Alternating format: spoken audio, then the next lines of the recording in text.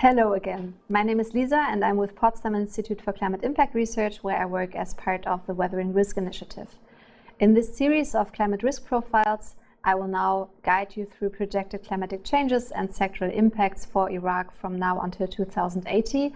And this is basically the first step in building risk-informed climate security analysis. The projections which I will show are the product of a joint collaboration with the Agrica project from Potsdam Institute for Climate Impact Research, and the data that we draw our modeling work from is based on PIC's EasyMap project, which is a climate impact modeling initiative. And for further information on those projects, you can click on the links that are provided on this slide.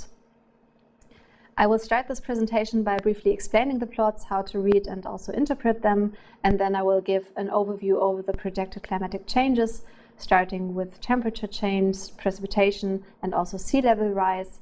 And then I will go into some sector-specific impacts that include future water availability, but also crop yield projections and impacts on health and GDP growth.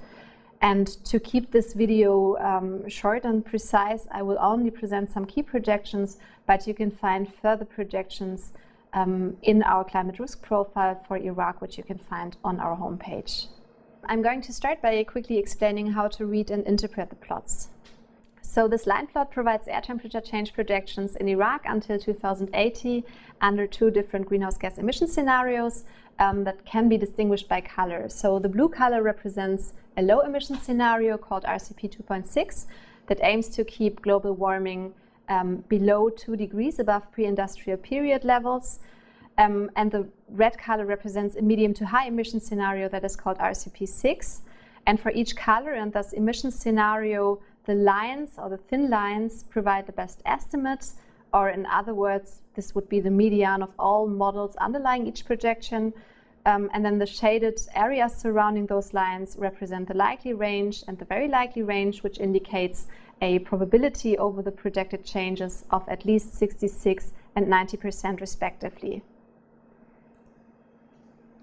Here's another line plot which shows future heavy precipitation days in Iraq. Again, the blue color represents the low emission scenario, RCP 2.6, and the red one, the medium to high emission scenario, RCP 6. And the thin lines represent the best estimate. As you can see by looking at the shaded areas under both projections, the models on which those projections are based project quite different directions of change, with some projecting an increase and others projecting a decrease. So the model agreement is significantly lower. And we consider model agreement to indicate uncertainties, so therefore we can speak of high uncertainty in this case. And I'm saying all this because projections with a high level of uncertainty must be evaluated with great care when they are being used for policy decisions.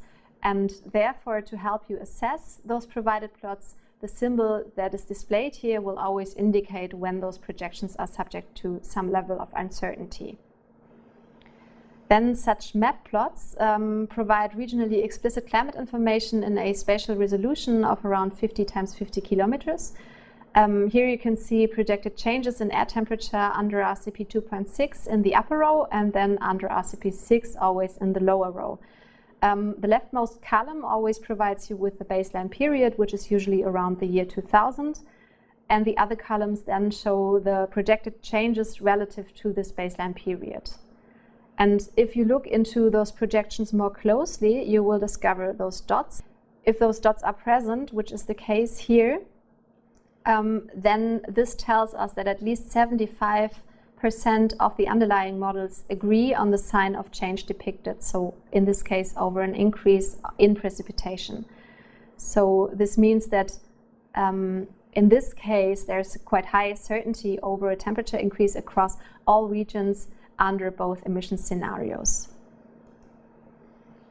Now, in order to also show you an example of high uncertainty, these are rise yield projections for Iraq.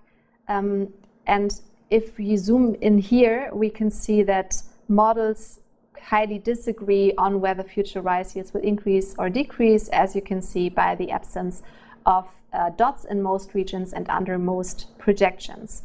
So these results then need to be analyzed with great care. After having explained the different plot types, I will now guide you through the projections, and I will start with projected climate changes. This line plot depicts air temperature changes for Iraq until 2080 as compared to the pre-industrial period. Under both emission scenarios, unsurprisingly, air temperature will rise with high certainty, with a much higher rise under the higher emission scenario RCP 6 than under RCP 2.6 in the long term. So compared to the pre-industrial levels, air temperature will very likely rise by between 1.6 and 2.5 degrees by 2030 and by between 1.8 to around 3 degrees by 2080 under RCP 2.6. And as I said, under the medium to high emission scenario, air temperature will increase more strongly in the long term and will rise by between approximately 3.2 to 4.8 degrees by 2080. Here you can see regionally explicit information around future temperature changes. Importantly, the map plot projects temperature changes compared to the baseline period around the year 2000, while the line plot that we have seen earlier compares the results with the pre-industrial period. So it's important to not compare those two plots. What we can see is that air temperature increases will affect the whole country under both scenarios. We see that under RCP 2.6, temperatures will rise by between 0.8 degrees in the very southeast and over 1 degree in the northeast by 2030 compared to the year 2000. And by 2080, models project a rise of up to 1.5 degrees in the north, while in the rest of the country, temperature rises will lie between around 1.2 and 1.4 degrees. And under RCP 6, temperature changes by 2030 will develop relatively similar to those under RCP 2.6. But in the long term, we see that temperature rises will be much stronger. We see temperature rises by up to 3.2 degrees, which is basically more than twice as high as under the RCP 2.6 projection. And also we see that regional variability will be much larger, with the strongest temperature increase in the northeastern mountainous region and also in a few regions of western Iraq. The annual number of very hot days, which we define as the number of days with daily maximum temperatures that surpass 35 degrees, is projected to rise all over Iraq, with the highest increases in the northeast and the west of the country. Under RCP 2.6, compared to the year 2000, very hot days will rise by between 8 to 12 days in most parts of Iraq, and with a maximum of over 20 days per year until 2030 in the northeast and the west. Projections for 2050 and 80 differ only slightly from the ones in 2030 in most parts of the country. And then if we look at the higher emission scenario, in the long term, this temperature rise will be much stronger. We see that the smallest increase by 2080 will amount to 24 very hot days per year in the southeast, while in the most strongly affected northeast, very hot days will rise by up to 57 days annually in the long term. Heat stress poses an increasing risk to the population's ability to work and also to live, and I will show some projections on the population exposure to heat waves and also on heat-related mortality later on to demonstrate some of those impacts. Iraq borders the Persian Gulf to the south with a coastline of only 58 kilometers, but still future sea level rise will have serious impacts on the low-lying deltas of Iraq's southern Basra governorate, because it may cause serious inundation, increase also the salinity levels in the delta region, and might damage the infrastructure along the coast. Unfortunately, not all our models were able to capture sea level rise in Iraq, so therefore this plot is based on 2 models only, which kind of limits the certainty over the projections. But what we can still see here is that according to the best estimate, a sea level rise of around 9.5 centimeters can be expected by 2030. By 2050, it will be 18 centimeters under RCP 2.6 as compared to the year 2000, and results until 2050 are very similar under the higher emission scenario. And then by 2080, sea level rise will be slightly stronger under RCP 6 than under RCP 2.6, as it will be increasing by around 36 and 30 centimeters respectively. Now, projections around future precipitation changes are very uncertain. We can see that projections will be subject to high interannual variability, and the projection differs significantly both in the direction of change and also the level of certainty around those changes, particularly under RCP 2.6, which is why we cannot derive any clear future trend for RCP 2.6. In contrast, under the higher emission scenario, actually all underlying models indicate that precipitation will decrease as compared to the baseline period of the year 2000. However, one model predicts a much stronger decline than the remaining ones, and this is also reflected in the wide range of projected changes that you can see here. Still, we can expect that annual precipitation will very likely decrease by between around 15 and 35 millimeters until 2030, and by around 5 to 55 millimeters by 2080 as compared to the baseline period year of 2000. There's also very high uncertainty in geographically explicit mean annual precipitation projections under RCP 2.6. Under RCP 6, model agreement is much higher. Compared to the year 2000, precipitation will decline with high regional variations that will be ranging from between around 4 to 18% by 2030. And then by 2080, there will be a relatively small decrease in the northern and central, and a much stronger decrease in the very south and also the west of Iraq. Generally, heavy precipitation events are expected to become more frequent and also more intense in response to climate change. However, for Iraq, we cannot confirm this trend.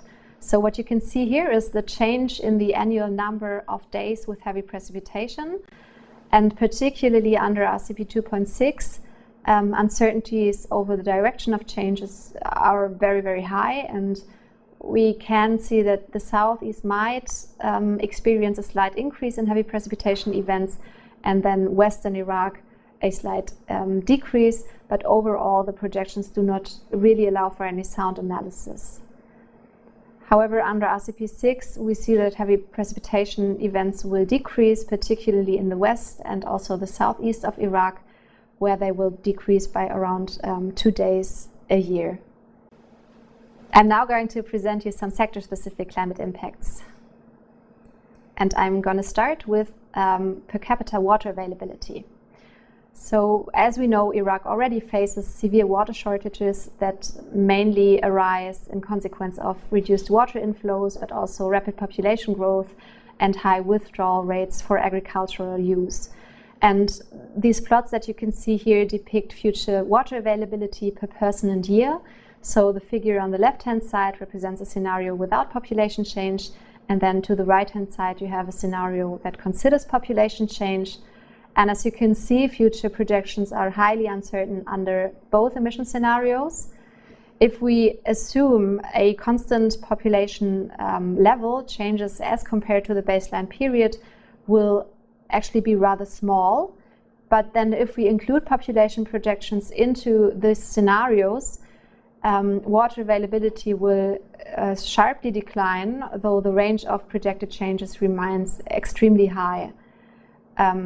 We can see that per capita water availability will very likely range between somewhere of around 120 and 1,150 cubic meters annually by 2080, and the projected median decrease corresponds actually to a reduction of around 2/3 under RCP 2.6, and this is even stronger under RCP 6. And in line of the water stress threshold that is defined as 1,700 cubic meter per person a year, this decrease is really alarming.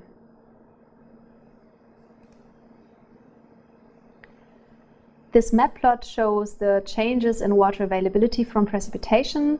Certainties again vary very much depending on the region and scenario, and projections under RCP 2.6 are basically highly uncertain again and do not allow for us to derive any conclusions, but the certainty is much higher under the RCP 6 scenario, where precipitation runoff will decline by up to around 50% in southern Iraq and the already arid western parts of the country by 2050. Then variations within the country are quite large, as you can see here, with relatively smaller declines in much of the southeast and also the very north. And projections for 2080 look basically relatively similar, though we have slightly less certainty in the southwest of Iraq. Agriculture is amongst the sectors that is most exposed to climate change. In Iraq, agricultural productivity strongly declined in recent decades and only accounted for around 6% of the country's GDP in 2020. But nevertheless, the sector employs around 1/5 of the population and is therefore quite important for people's livelihoods.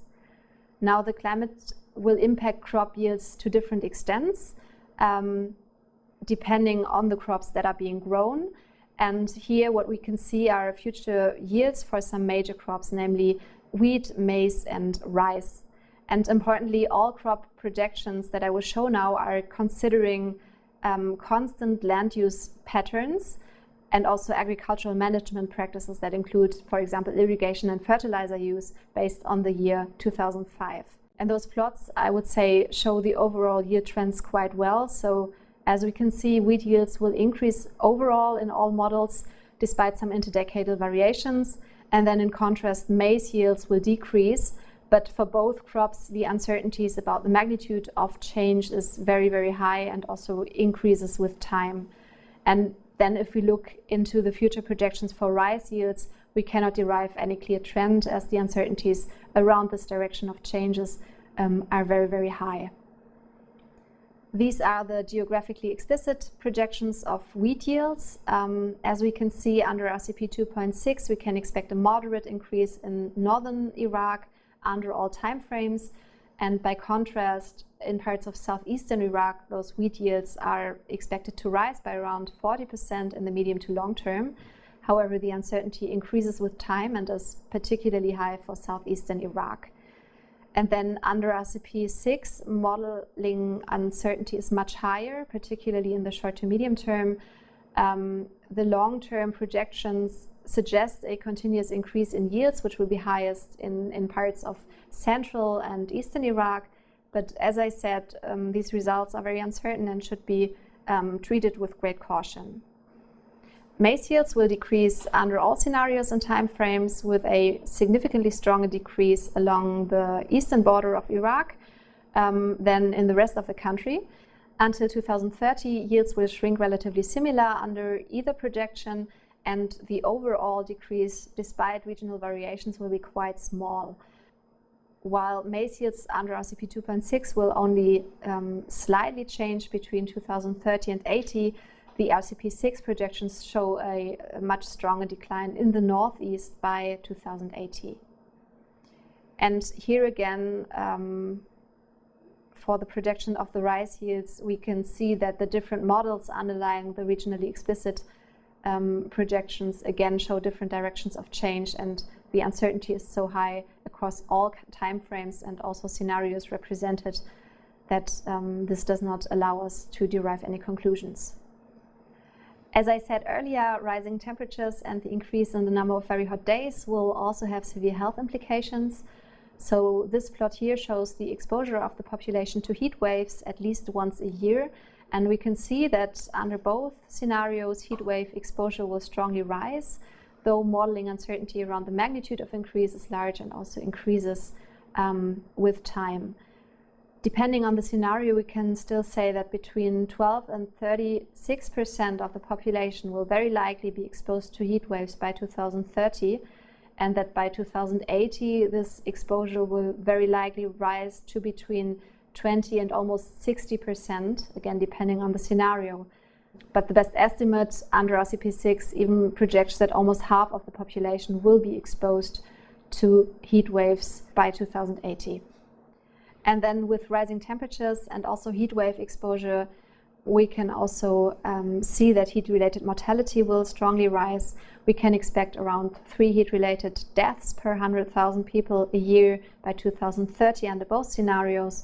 And then under RCP 6, this number will rise to over 7 deaths per 100,000 people by 2080, according to the best estimate.